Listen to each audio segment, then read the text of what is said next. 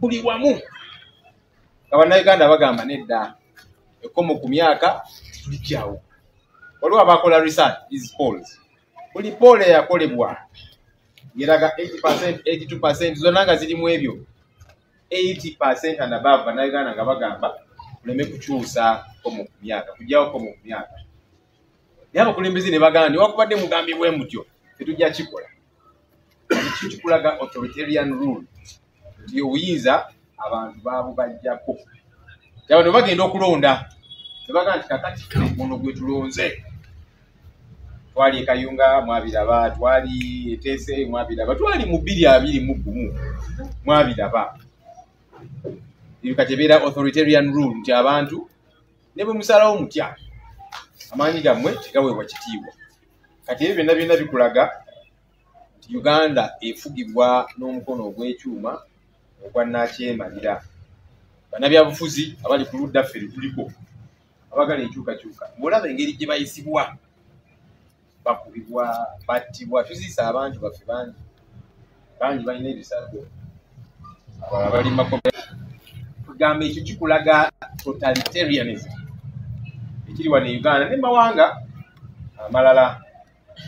Institutional breakdown nti ebitongole tebikyalina makulu. Muntu omu yasalawo nti parliament esiga erimu ku masiga 3 aga gavumenti tekyetengeredde.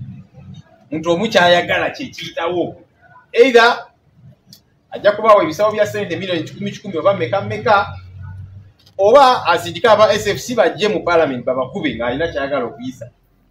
Kati institution kiga tezikyakola. Naye milioni agamba mu abalamuzi kakati bano ne bano tembawa kakalo ka kooti. I think that these institutions are supposed to be independent.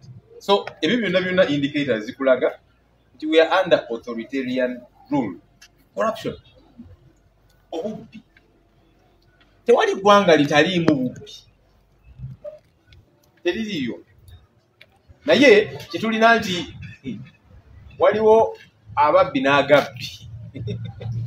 Kati wano Uganda muyina gabbi, agabbi gakondo ne mawanga gano agaakula era obubbi gye buli obutonotono.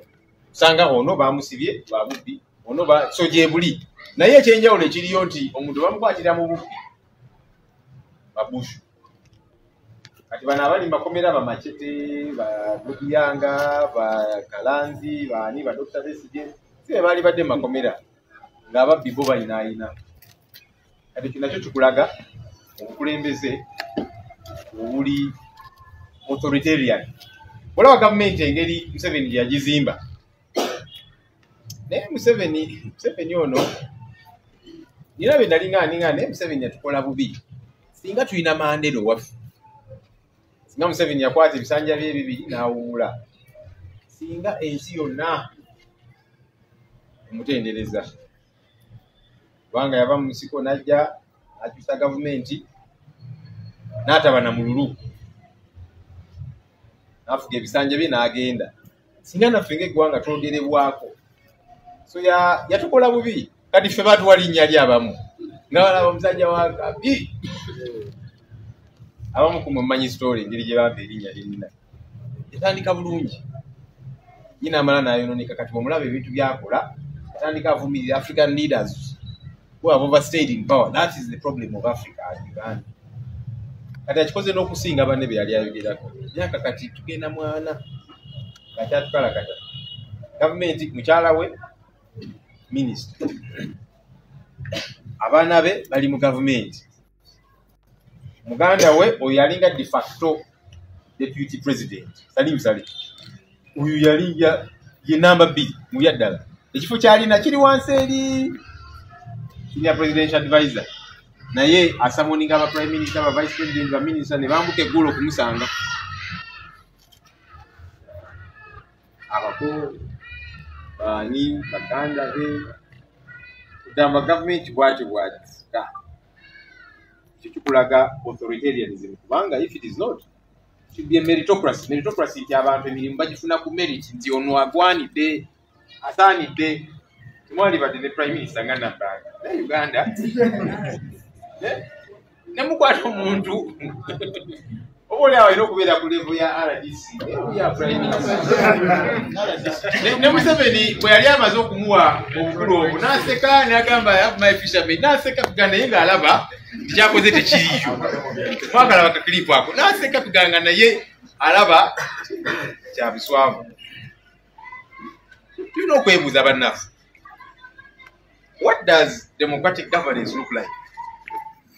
Kubanga tuli mu kuddamu kino the complexities of transitioning from an authoritarian rule to democratic governance. Katumaze otegeera authoritarian rule ebeera etya, ffe boxes zonna tuzitiikinga zonna.